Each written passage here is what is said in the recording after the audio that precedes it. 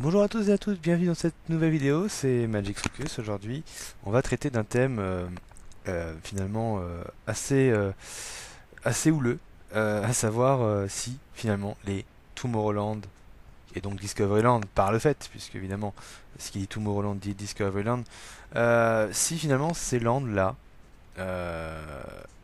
sont en crise d'identité, sont en quête d'identité. Voilà.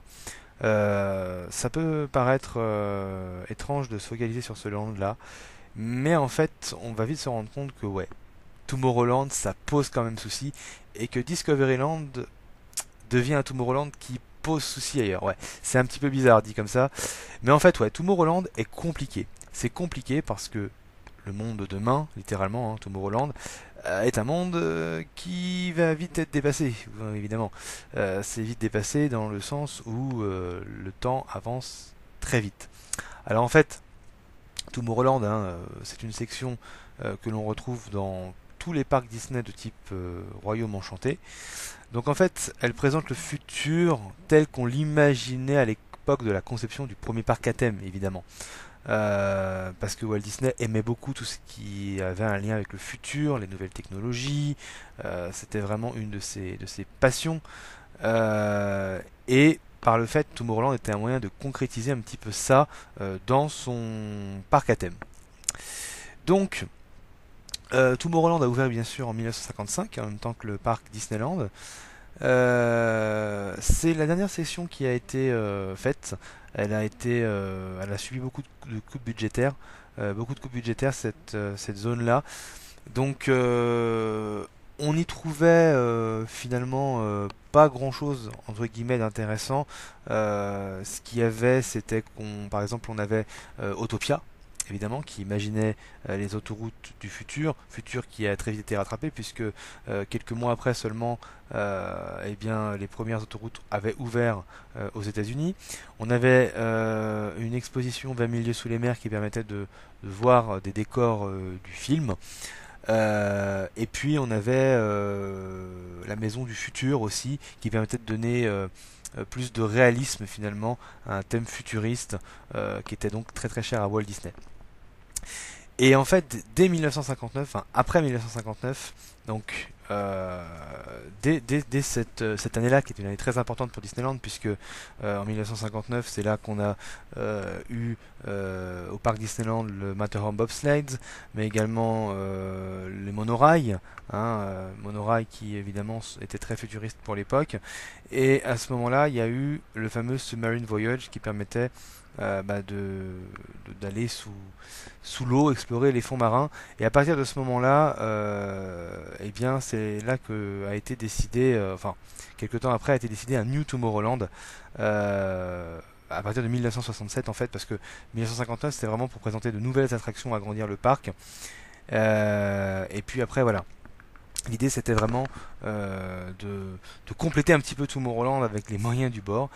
Et c'est vraiment en 1967 que a été créé un New Tomorrowland, parce qu'il y a eu bien sûr la fin de la foire internationale de New York entre 1964 et 1965, et que l'attraction Carousel of Progress, qui représentait très bien le futur et le progrès de tout ce qui était technologique, hein, est venue s'installer à Disneyland.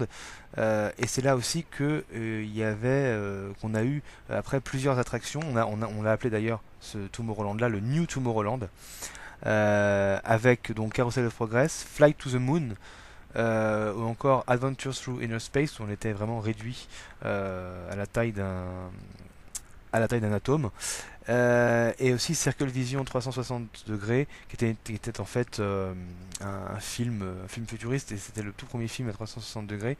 On avait également une plateforme commune pour le People Mover, et Rocket Jet, qui donnait en fait un nouveau thème style Moon, hein, style World of the Move, style ouais, à la fois un peu espace, un peu spatial, et à la fois quelque chose qui faisait penser au move, c'est-à-dire au mouvement, à tout ce qui se rapportait en fait ouais, hein, au transport en quelque sorte.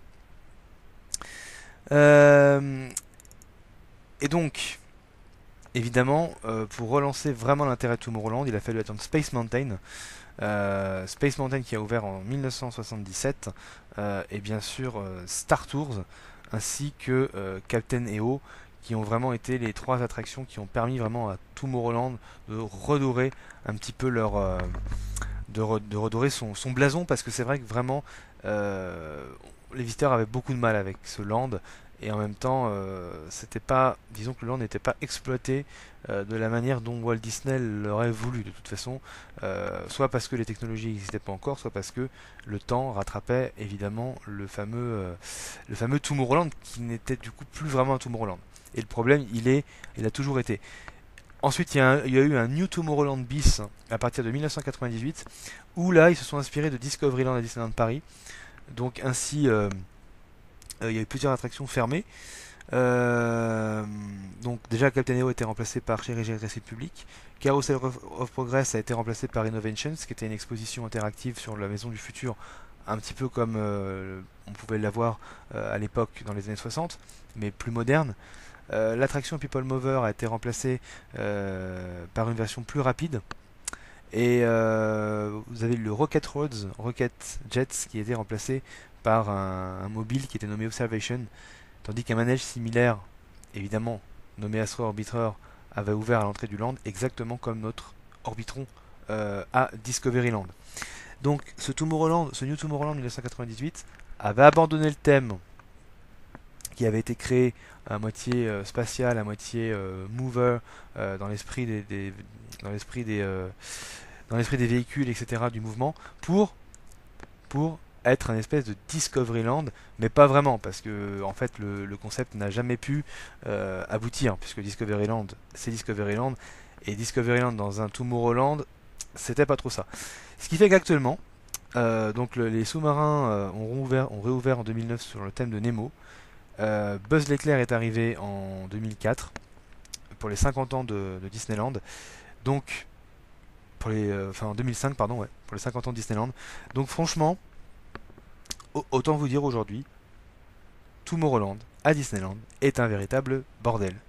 C'est un bordel parce que il y a eu beaucoup de changements avec des anciennes attractions qui ont été remplacées par d'autres, mais la structure est restée. On a des fois des endroits qui sont un peu vides. On a par exemple la trace du People Mover qui reste. On voit bien les rails, etc. Ça n'a vraiment plus de sens. Ça n'a plus de sens du tout. Ce qui fait qu'on pourrait penser éventuellement à un New Tomorrowland terce. Voilà.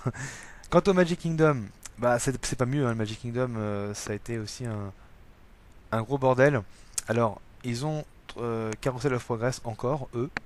Et ils ont aussi comment, le People Mover, puisque le People Mover, lui, est resté au Magic Kingdom. Mais on a eu plein de nouvelles attractions aussi qui n'avaient pas de rapport. Stitch Great Escape, ou encore Monsters Inc. Lost Floor. Donc Stitch Great Escape, c'est un spectacle avec Stitch en animatronique. On est dans le noir et Stitch se détache et enfin se libère parce qu'il est emprisonné, et puis après va dans le public, et bon, c'est un truc qui apparemment n'avait pas grand succès. Et Monsters Inc. Lost Floor, c'est exactement comme Stitch Live, sauf que on reprend la fameuse comédie musicale qu'on a dans le dessin animé de Monstres et compagnie.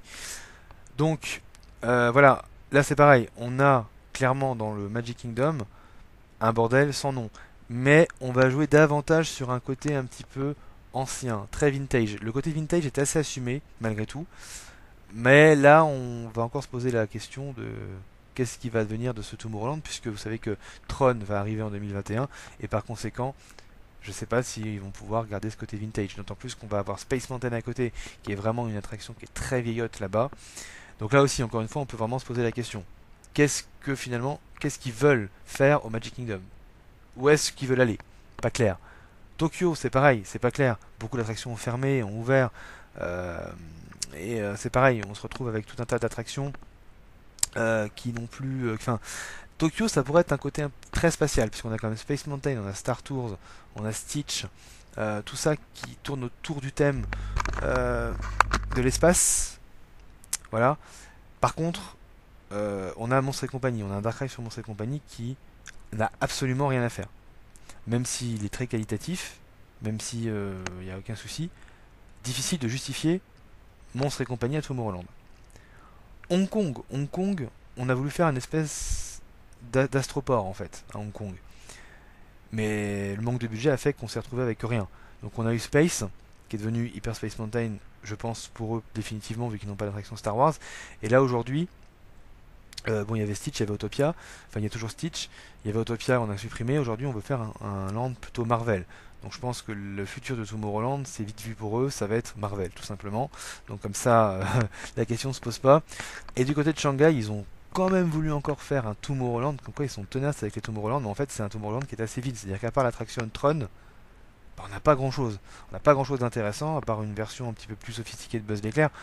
Encore une fois, on va se retrouver avec les mêmes problèmes. Où est-ce que les Imagineers veulent en venir? Où est le futur là-dedans? Absolument pas clair. Donc on voit que depuis les nombreux travaux de Disneyland et l'évolution de Tomorrowland, on se rend compte d'une chose, c'est que Tomorrowland est un bordel. Et que c'est très difficile pour les Imagineers finalement de trouver un bon compromis à Tomorrowland. Alors est-ce que le mieux était d'abandonner l'idée notamment pour Shanghai et de renommer les autres lands? En fait, il faudrait des nouveaux Tomorrowland à chaque fois. L'idée très très astucieuse qui avait été trouvée pour Disneyland Paris, c'est Discoveryland. Le problème, c'est que Discoveryland, c'était vraiment quelque chose de complètement génial parce que c'était voir le futur par le passé en utilisant les visionnaires, notamment Jules Verne. Et là, on avait, à mon avis, on tenait à quelque chose d'excellent. Non seulement parce que Jules Verne, il n'y avait pas que Jules Verne, mais surtout Jules Verne, c'est français, et que ça rendait hommage au patrimoine français, et ça c'était super. Et en plus de ça, parce que c'était une certaine logique du revisite de Tomorrowland, puisque Tomorrowland ne marchait déjà plus. Donc on n'avait plus à se soucier du futur qui arrive trop vite, on pouvait vraiment faire quelque chose de génial. Et le visionarium, c'était ça, c'est-à-dire qu'on était dans cette salle de cinéma 360 degrés, on allait dans le futur, mais vu par le passé, c'était absolument génial. Space Mountain, c'était par rapport au roman de Jules Verne, le Nautilus aussi, même l'idée d'origine de Discoveryland avec plein de projets qui n'ont pas vu le jour, ça tenait complètement la route. Le côté Star Tours, Star Wars, on aurait pu considérer ça comme étant visionnaire aussi, à la limite, hein, si on considère George Lucas comme un visionnaire, etc. Pourquoi pas, ça pouvait encore se justifier. Mais ça a commencé à déraper en fait tout simplement quand on a commencé à mettre Chéri J'ai Rétréci Public, parce que moi j'adore Chéri J'ai Rétréci Public, mais le fait de mettre Chéri J'ai Rétréci Public, on n'était plus dans quelque chose de forcément rétro-futuriste, mais futuriste, avec quand même beaucoup de fantaisie. Et puis, après voilà, on a eu Buzz l'éclair, on a eu Space Mountain Mission 2, qui n'avaient vraiment plus rien de disque de rétro-futuriste. Donc là, on a Tomorrowlandéisé, on a Tomorrowlandéisé, excusez-moi, j'invente un verbe, hein, notre Discoveryland, qui du coup restait quand même unique et arrivait à pas trop mal s'en sortir. Et là, du coup, on se retrouve avec un Discoveryland qui n'a plus de sens, ou qui n'a en partie plus de sens. Et voilà. Et du coup, voilà, la question qu'on se pose au départ, c'est est-ce que finalement Discoveryland, Tomorrowland, ces lands-là sont en perte d'identité? Moi, je dis clairement oui, mais à la base, c'était très dur. C'était très dur, c'était un défi énorme. Depuis 1955, le défi de faire rêver du futur, de montrer le futur, ça a été quelque chose de très difficile. Il y a eu quelques attractions qui nous ont montré le futur, mais pas assez longtemps parce que le futur les a rattrapés, ou parce qu'elles étaient très mal faites, ou parce que la technologie n'était pas suffisante à l'époque pour pouvoir nous proposer quelque chose de vraiment futuriste. Donc voilà, le problème a toujours été là. Et le futur de ces lands est pour moi soit on gomme tout et on recommence, soit on reste sur le thème de ce qui existe déjà, mais dans ce cas-là on renomme le land. Après évidemment renommer le land ça serait perdre aussi l'origine, notamment au parc Disneyland de Californie.